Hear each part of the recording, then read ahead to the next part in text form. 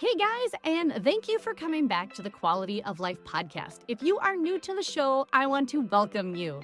I hope to help get you from your business idea to big business. And I want to urge you to go to our website, theerinolson.com, and sign up for our email newsletter. And you will be first to hear all of our new podcast releases, all of our resources, and that way you can stay up to date with any news that we might have. Also, I now have a YouTube channel. Okay, guys, I will have that YouTube channel linked in the show notes, so I hope to see you there as well. All right, guys, today's topic is all about how to create a consistent customer experience, consistent products and services, and get consistent sales and results. We are talking about processes and procedures. Ooh, fun, right? Well, we are going to cover why you need to pay attention to them and how to implement them. Now, don't get worried. Processes are just business lingo for how work gets done. Steps to finishing anything in your business. So let's dive in. But first, story time. So my first experience with processes and standard operating procedures, or also called SOPs, was back when I learned to trim horses' feet. Okay, I had a company named Footworks, and I was learning how to do it properly. And one thing about trimming a horse's feet is that you have to do everything 4 times. Being able to remember exactly what steps to do was very, very important to learn. So back then, I was taught how to make it so that my processes were very consistent. So if the horse misbehaved and we had to take a break or anything, I could come back and know exactly where I stopped and that I would continue on with my procedures or my steps until that horse's feet were all completely finished. And that came into play quite a few times because you know what? I don't know if you know anything about horses, but if they don't want to be trimmed, they're not going to be trimmed. And so sometimes you have to take a break and come back to it. So that has really come into play, especially when it was really hot and I was really tired by the time I got to like the 20th horse of the day. So fast forward to when I had Chix. Now, in Chix, we had outsourced all of our manufacturing for a few years. And while we did that, we noticed that there was such a high error rate on how they were making our products. So we decided to bring the manufacturing in-house. And what we learned is that, holy crap, we knew nothing about how to do it. So we developed our own processes and procedures. We never wrote them down though. So when it came time to train somebody, depending upon who was doing the training, you might have gotten taught a different method, which then makes for different qualities of products, right? Well, we didn't know that right away, but as we learned many different ways that you could finish your product, we decided that we needed to make something that was uniform and that every customer, when they opened the boxes, got the exact same product. Enter in Annette. Annette was the best employee that we ever had. She had extensive experience in creating standard operating procedures for a lot of the labs that she had worked at. And so when she decided to help us out and do this huge undertaking, she really showed us a thing or two about how to make sure that our products, even our customer service, became very uniform and very consistent.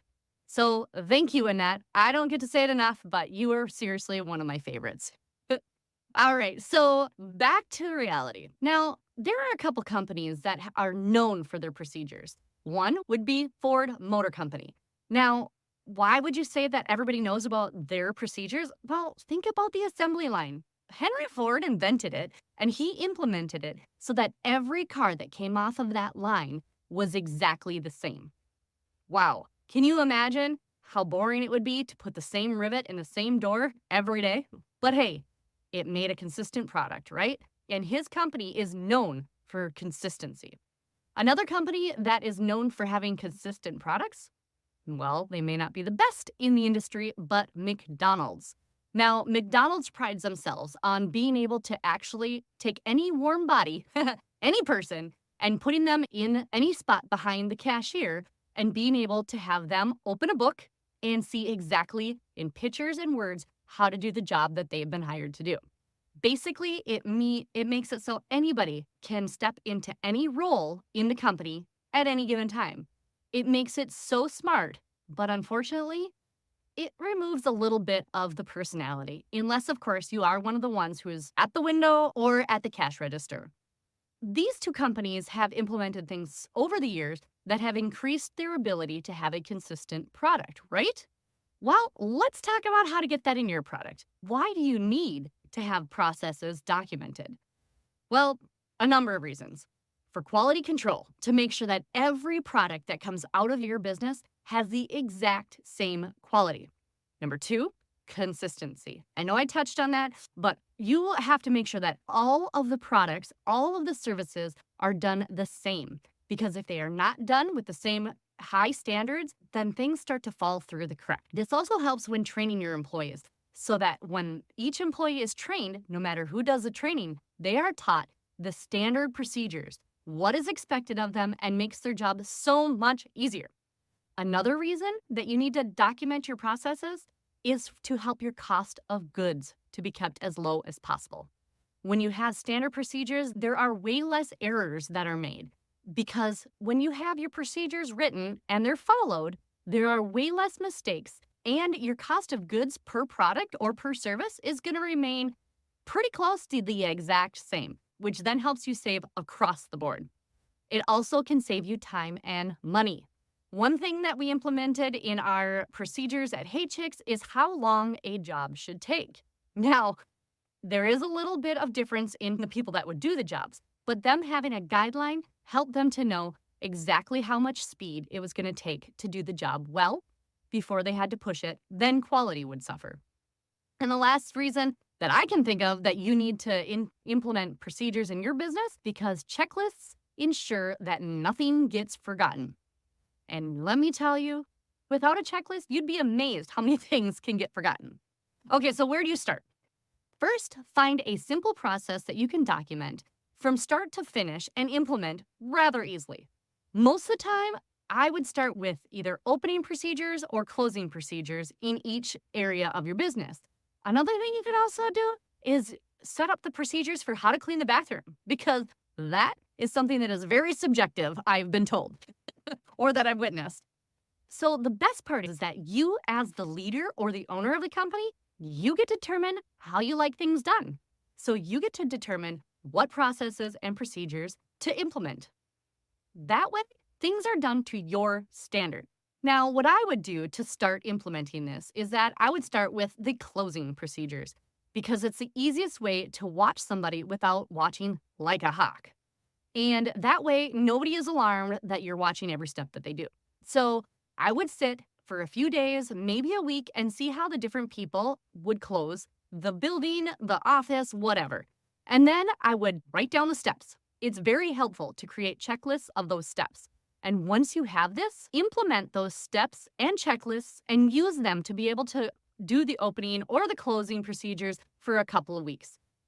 Any additions or changes can be made. Once it works, you laminate it. And then you post that and require your employees or yourself to do it. So how in depth do you go? I guess it really depends on your business, but it's best to start with simple procedures. The more in depth equals the more policies and the less ability your employee or you have to make choices. If you want nothing to be left in the individual's hands like McDonald's, use their model. But the goal is to allow your employees to make decisions based upon the company values. And if there are changes that need to be made, they need to bring it to a meeting. Now, each department or role should have its own book of procedures. Here are some quick steps to writing those procedures. Number one, identify the process that you want to write. Right? Okay. Number two, define the scope. Now, scope is just business lingo for all the things included in this process. 3, set boundaries for when it starts and ends. 4, determine the inputs and the outputs. What is needed to complete this process? And what is the outcome or the goal? 5, organize those steps, like I said. And 6, who is involved? Who's going to be the one doing this? And 7, test those steps and review them. That's it.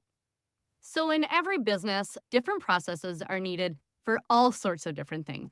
So I'm just going to cover a few processes that most businesses might need. First, financial. This is going to be your budgeting, sales tax, your payroll, purchase orders, stuff like that. The next one, HR. If you don't have any employees, then you really don't have to worry about this yet. But if you do, then things like onboarding or hiring, policies, handbooks and whatnot, performance reviews, how often you're going to have them and what they include, and offboarding or letting go of employees that no longer fit in. The big spot where procedures are needed are in operations. That is all of the manufacturing, all of the cleaning, all of the opening and closing. There are so many jobs that can be involved in this that need their own set of procedures. And each job needs its own how-to, really. In sales and marketing, you're going to have all kinds of procedures that you can write for that. Everything from consistency to videos, how a product is displayed, weekly posts, monthly newsletters, and all your product images. This would also include customer service. Is your customer service going to be speaking off of scripts, or are they going to be trained a certain way to answer the phone, a certain way to say, hey, let me check that out for you. I don't know the answer to that. And those procedures need to be implemented for email, for notifications on social media, retail experience, like how is somebody going to be treated when they come into your store, or if you're face-to-face. All those kind of things should at least be discussed and written down as a standard operating procedure. And finally, your website. Your website needs to be consistent, so you have to have a procedure for how to change it, how to update it, and stuff like that. Well, guys, this is a starting place to help you implement processes to help your business grow and scale with way less work in the long run. It may be a lot of work up front, but in the long run, this is going to save you so much time, so much money, and so much headache. Thank you so much, guys, for joining me today. And if you found any value from this episode, please share it and help me to help more people get from business idea to big business. I will see you next week. See ya.